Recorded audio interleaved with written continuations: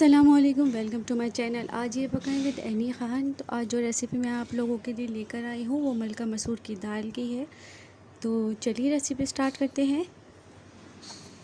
आधा पाव मैंने मलका मसूर की दाल ली है। अगर आपको ज़्यादा क्वांटिटी में बनानी हो तो मसालों को डबल कर लीजिएगा।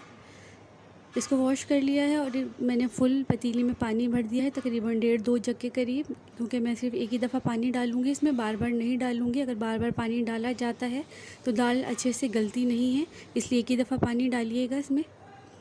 एक मीडियम साइज़ की प्याज को कट कर लिया था, ये जाएगी इसमें।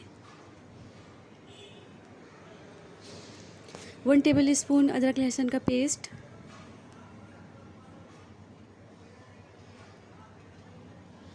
1 टेबल स्पून पिसी हुई लाल मिर्च,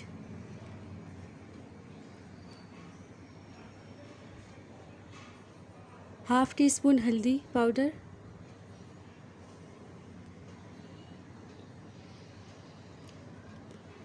और थोड़ा सा इसमें तेल जाएगा, तकरीबन 1/4 कप के करीब।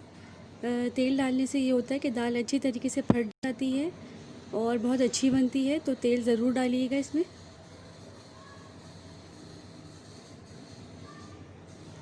इसको अब चूल्हे पे रख दिया है मैंने और इसका वेट करूँगी जब तक बॉयल आ जाए इसमें। दाल में बॉयल आ चुका है, तो अब मैं इसको लिड लगा कर रख दूँगी। बीच में मैं आपको दिखाऊँगी भी इसको। फ्लेम को कर दीजिएगा स्लो।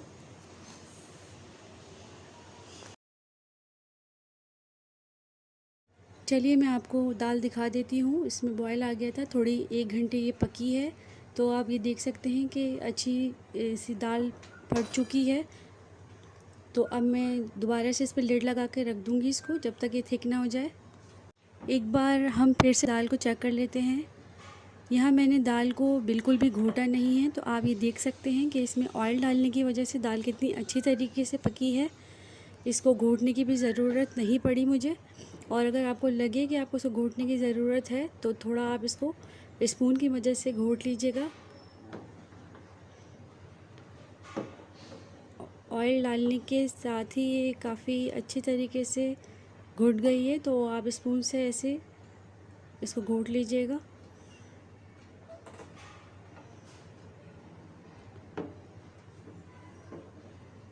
यहाँ दाल मुझे गाढ़ी लग रही थी, तो मैंने 1 कप पानी इसमें शामिल कर दिया है।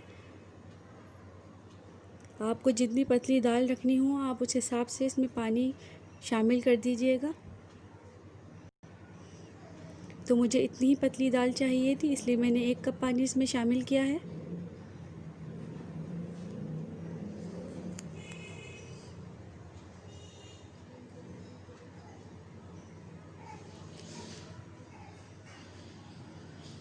वन टीस्पून भर के मैंने सॉल्ट लिया है। आप सॉल्ट टू टेस्ट ले लीजिएगा, क्योंकि सब नमक की क्वांटिटी जो होती है कम और ज़्यादा लेते हैं खानों में।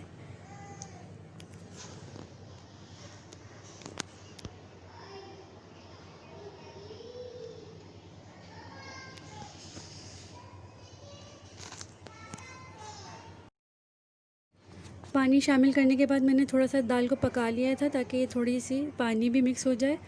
यहाँ मैंने थोड़ा सा हरा धनिया और 6-7 हरी मिर्चें ली हैं। हरी मिर्चों को कट कर लिया है। आप चाहें तो साबुत भी हरी मिर्चें डाल सकते हैं, मैंने यहाँ कट करके डाली है।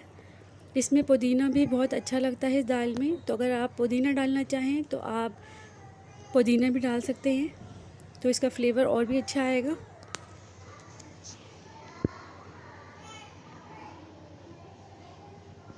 अब आ जाते हैं हम बघार की तरफ। तो मैंने यहाँ पे आधा कप ऑयल ले लिया है। ऑयल भी आप अपने हिसाब से लीजिएगा।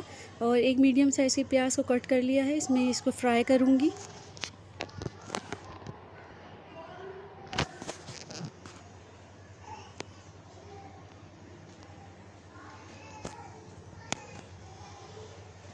प्याज यहाँ पे फ्राई हो चुकी है, तो 1 टीस्पून ज़ीरा डाल दूँगी। बस इन 2 चीज़ों का ही बघार लगेगा इसमें।